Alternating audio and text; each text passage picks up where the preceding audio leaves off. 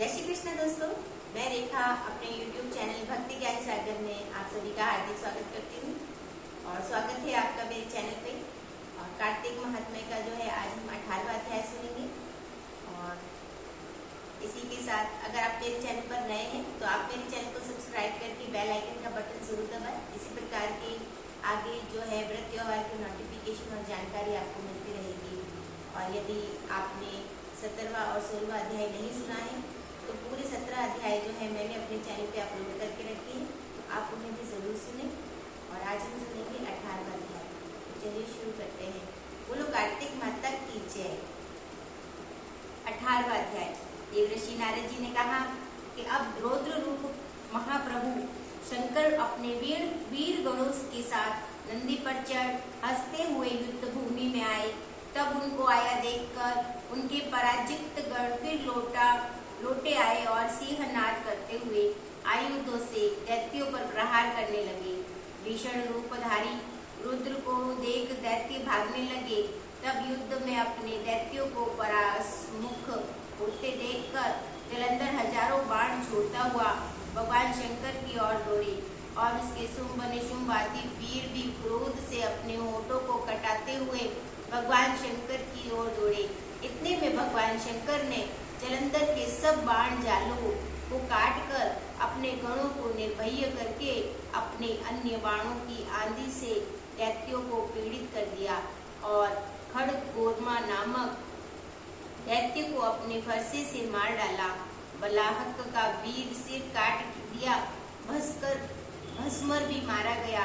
और शिवगण चिकित्सिका ने प्रचंड नामक दैत्य का सिर काट डाला।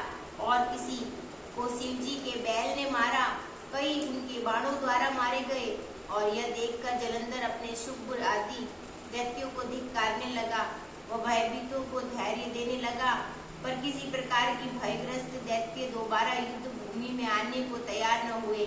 दैत्य सेना ने पलायन किया। और तब महाक्रुद्ध जलंधर शिवजी को अपनी ओर ललकारने लगा। साथ ही उसने 70 बाण मार करके शिवजी को दग्ध कर दिया तथा और भी बहुत से बाणों का प्रहार किया। शिवजी उसके बाणों को काटते रहे और यहाँ तक कि उन्होंने जलंधर की ध्वजा शस्त्र धनुष को भी काट दिया।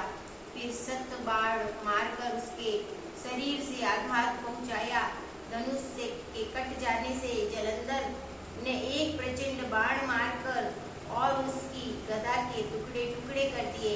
और तब उसने समझा कि मुझसे अधिक बलवान है, अतएव उसने गंधर्वी माया उत्पन्न कर दी और अनेक गंधर्व और अप्सराओं के गण उत्पन्न हो गए।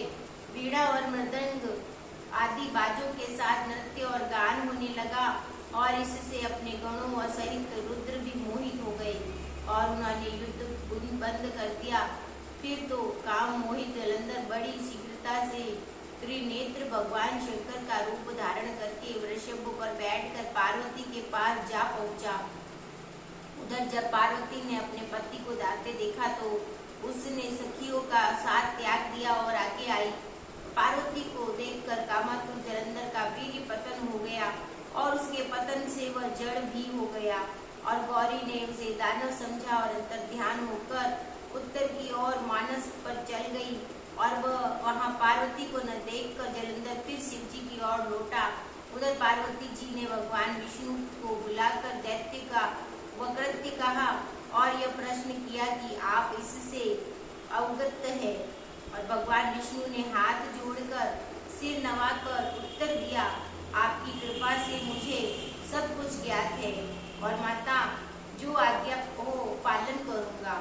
और जगत माता ने विष्णु जी से कहा, उस दैत्य ने जो मार्ग खोला है उसका अनुसरण उचित है। मैं तुम्हें आज्ञा देती हूँ कि तुम जाकर उसकी स्त्री का पतिव्रत भ्रष्ट करो और वह दैत्य तभी मारा जाएगा। पार्वती जी के ये आज्ञा पाते ही भगवान विष्णु उसको शिरोधार्य कर छल करने के लिए जलंधर की नगरी की ओर आए।